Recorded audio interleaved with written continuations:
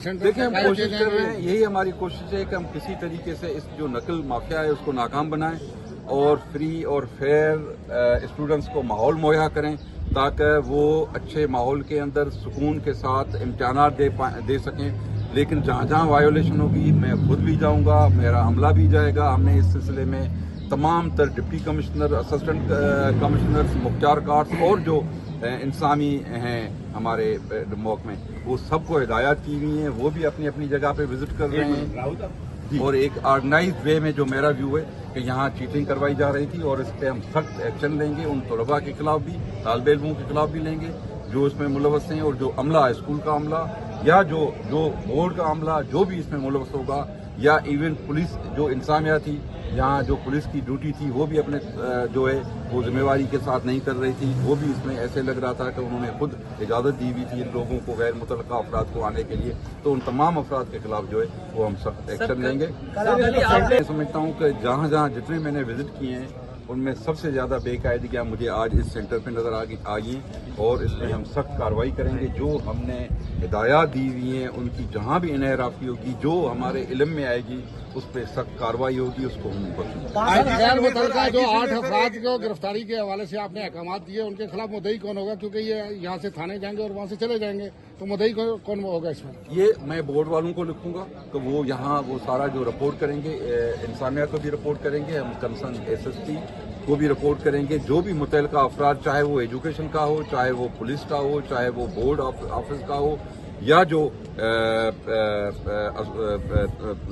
Students होंगे उनके लिए। अच्छा सर, ये बता दें सर, सुपरिटेंडेंट जो है, हेडमास्टर हैं यहाँ के, तो उनके खिलाफ क्या कानूनी कार्रवाई वो हम लिखेंगे। जो भी है यहाँ वो एजुकेशन डिपार्टमेंट को लिखेंगे। और कल परसों हमारी मीटिंग हुई थी। क्या लिख रहे हैं? मुअत्तल करने का लिख रहे हैं सर, उनको मुअत्तल करने का लिखेंगे। बिल्कुल मुअत्तल होंगे। मुअत्तल भी नहीं, हमने तो फैसला किया है कि जो भी इस तरीके से मुलवस पाया गया उसको नौकरी से बर्खास्त करें। वो तो मैं करूंगा। मैं पहले सबसे पहले बोर्ड के खिलाफ कार्रवाई होगी कि जो इम्तिहानात शुरू हो गए, ये रिपोर्टें मुझे पहले भी आई थी कि इम्तिहानात शुरू होने के बाद भी इम्तिहानी मराकज तब्दील किए जा रहे हैं स्टूडेंट्स। अच्छा सर, ये बता दें, ये बात मैंने यहाँ भी नोट की और मैंने कल भी विजिट्स के दौरान ये नोट की कि ये कंटिन्यूअसली तसलसल के साथ इम्तिहानी मराकज तब्दील किए जा रहे हैं। तो बिल्कुल फुल। अच्छा सर, ये बता दें कि जो आपने कानून नाफिज करने वाले इदारे हैं, बहैसियत वजीर आप उनकी कारकर्दगी को कैसा देखते हैं? क्योंकि बोर्ड ने खास तौर पर जो है वो पुलिस को ये लिखा था और होम डिपार्टमेंट को भी लिखा था कि इम्तिहानी मराकज पर दफा 144